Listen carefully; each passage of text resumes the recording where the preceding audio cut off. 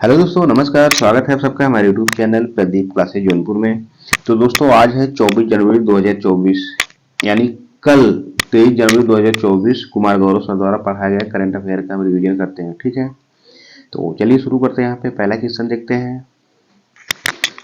पहला क्वेश्चन है, हाल ही में चंद्रमा पर अंतरिक्षयान मून स्नाइपर उतारने वाला दुनिया का पांचवां देश कौन सा है? तो दोस्तों, पांचवा देश यहाँ पे चार ऑप्शन दिया है: कनाडा, जापान, इजराइल, ऑस्ट्रेलिया। तो इन चारों में से जापान ने भेजा है। ठीक है, पांचवा जापान ने भेजा है। ठीक है, इसके बारे में समझते हैं। जापान की स्पेस एजेंसी जाक्सा ने भेजा था और यह चांद पर सफलतापूर्वक लैंडिंग कर चुका है। यह विश्व का पांचवा देश बन गया है। ठीक है, अभी तक चार ही देश थे, तो यह पांचवा देश बन गया है और यह ब्रह्मांड के रहस्य को जानने के लिए भेजा है। ठीक है, इसके पहले जो चार देश थे कौन कौन से थे? यूएसए थे, रूस थे, चीन थे, भारत थे। ठीक है, तो पांचवा देश हमारा वो नहीं, पांचवा देश जापान बन चुका है। ठीक है, तो और चांद पर साउथ पोल पर लैंडिंग करने वाला पहला देश अपना भारत है। ठीक है, अभी तक कोई देश वहां पे नहीं गया है साउथ पोल पे। ठीक है, और जापान की राजधानी टोक्यो है और जापान का उपनाम क्या है? निप्पन या सुकुमारों का देश भी कहते हैं इसको। ठीक है, संसद क्या है? डाइट है। मुद्रा क्या है? येन। ठीक है, करेंसी। और द्वीप इसका कौन सा है? द्वीप इसका है होक्काइडो। ठीक है, और होन्शु यह सबसे बड़ा द्वीप है। ठीक है, होन्शु सबसे बड़ा द्वीप है। चारों द्वीप में से चार द्वीप हैं। पहला होक्काइडो हो गया, दूसरा होन्शु हो गया, और तीसरा क्या है? क्यूशु, और चौथा क्या है? शिकोकू। ठीक है, और जापान के पीएम कौन है?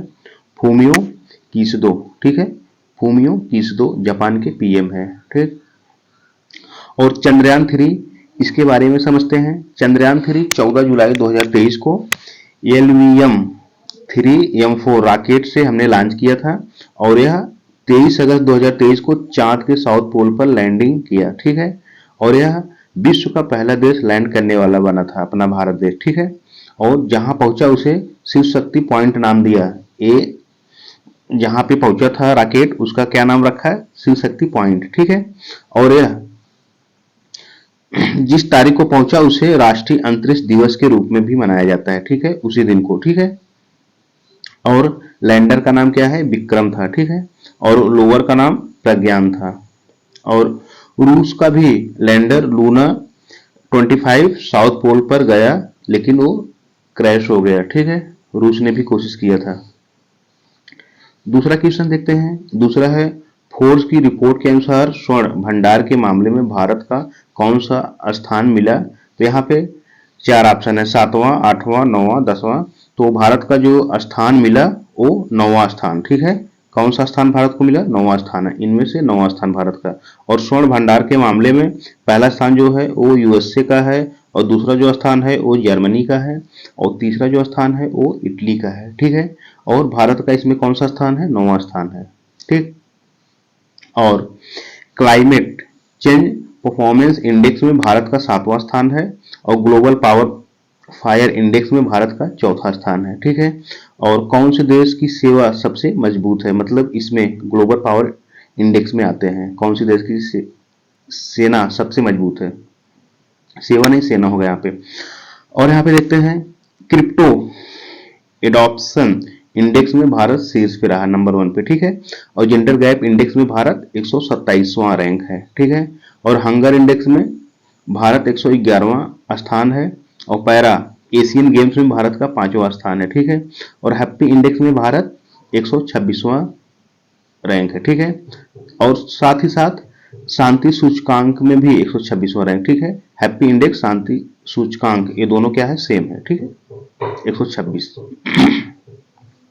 और प्रेस फ्रीडम इंडेक्स में भारत का 161वां स्थान है। ठीक है, और नवाचार में भारत का स्थान जो है वो कौन सा है? ये 40वां है, और हेगले पासपोर्ट में भारत का 80वां रैंक है। ठीक है, ललन टॉप यहाँ पे बातें देखते हैं। ललन टॉप बातें में आरबीआई की न्यूनतम आरक्षित प्रणाली क्या है?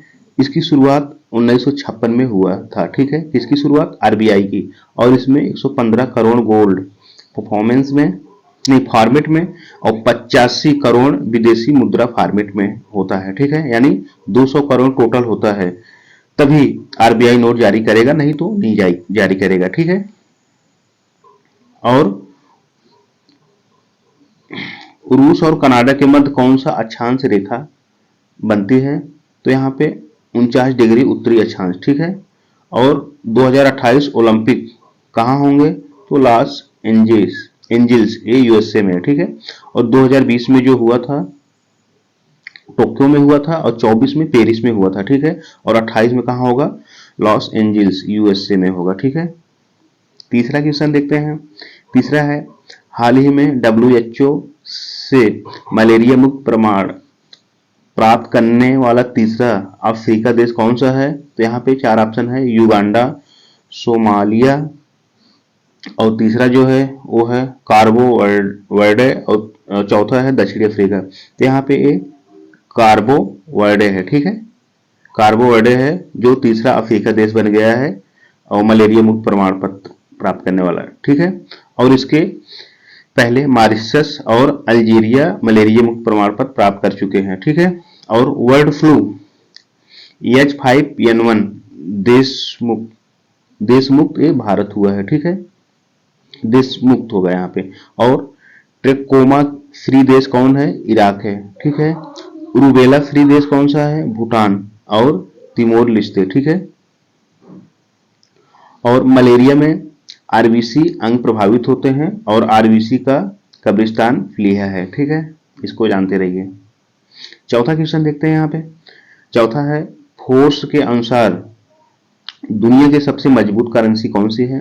तो दुनिया की जो सबसे मजबूत करेंसी यहाँ पे 4 ऑप्शन दिया है, अमेरिका डॉलर, यूरो, और कुवैती दिनार, और जॉर्डनियन दिनार। तो इसमें चारों में से कौन सा होगा? ये कुवैती दिनार, ठीक है। कुवैती दिनार सबसे मजबूत है दुनिया का, ठीक है। यहाँ पे कुवैती जो दिनार है उसका एक कुवैती दिनार 270 रुपए होता है, और डॉलर का हमें लगता है कि 8वां 9वां स्थान है, क्योंकि एक डॉलर बराबर लगभग 85-90 रुपए होता है, ठीक।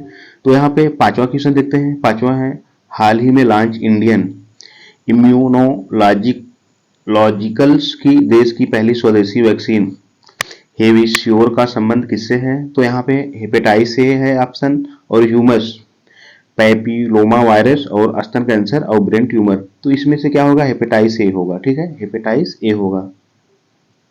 और हेपेटाइटिस ए क्या है इसके बारे में समझते हैं। यह लीवर यानी यकृत में सूजन आ जाता है, ठीक है, लीवर को प्रभावित करता है हेपेटाइटिस ए, ठीक है।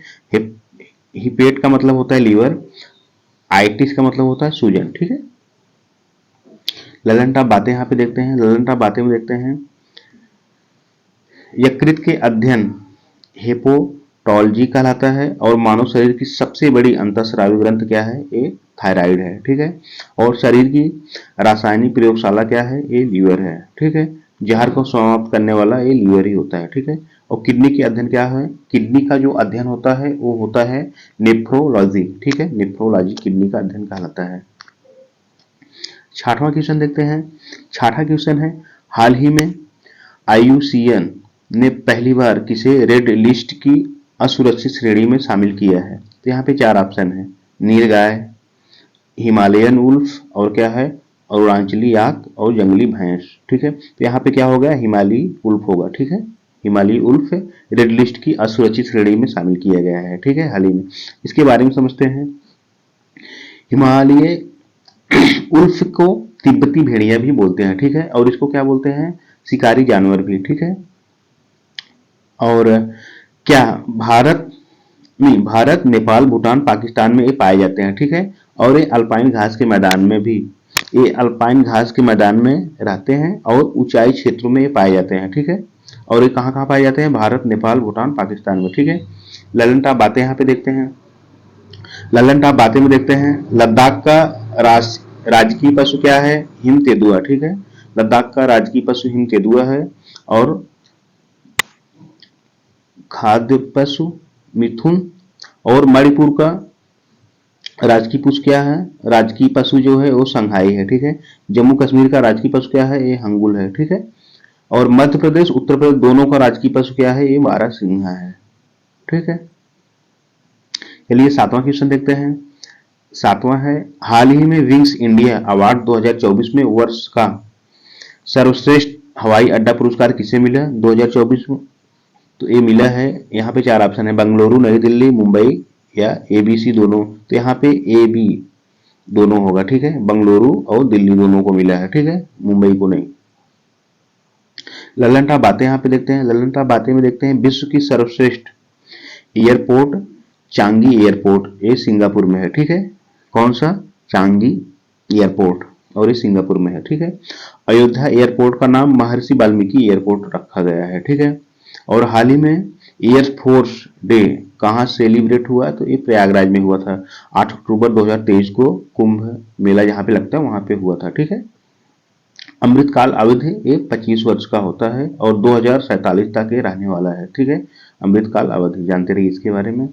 8वां क्वेश्चन है, हाल ही में 9वां पक्के पांगा हार्नबिल महोत्सव कहाँ आयोजित होगा? तो यहाँ पे 4 ऑप्शन दिया है, नागालैंड, त्रिपुरा है यहाँ पे, और असम है, अरुणाचल प्रदेश। तो यहाँ पे क्या होगा? ये अरुणाचल प्रदेश, ठीक है। अरुणाचल प्रदेश में 9वां पक्के पागा हार्नबिल महोत्सव आयोजित किया गया, ठीक है। हार्नबिल क्या है? हार्नबिल ये पक्षी के संरक्षण के लिए है, ठीक है। लल्लन टॉप बातें यहाँ पे देखते हैं। लल्लन टॉप बातें में देखते हैं, मोलिंग राष्ट्रीय उद्यान और नाम दाफा यह दोनों कहाँ पे हैं? ये आंध्र प्रदेश में है, ठीक है। और बोमडिला दर्रा ये कहाँ पे है? ये आंध्र प्रदेश में है, ठीक है। और खर्ची पूजा, केर पूजा, गड़िया पूजा ये सब कहाँ पे है? ये होता है, ये त्रिपुरा में होता है, ठीक है।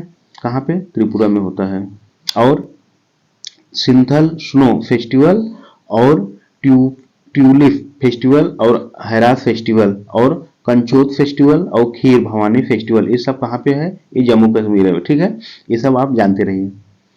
9वां क्वेश्चन देखते हैं। 9वां क्वेश्चन है, हाल ही में बिहार के बाद जाति जनगणना शुरू करने वाला दूसरा राज्य कौन सा है? तो आंध्र प्रदेश, कर्नाटक, तमिलनाडु, केरल।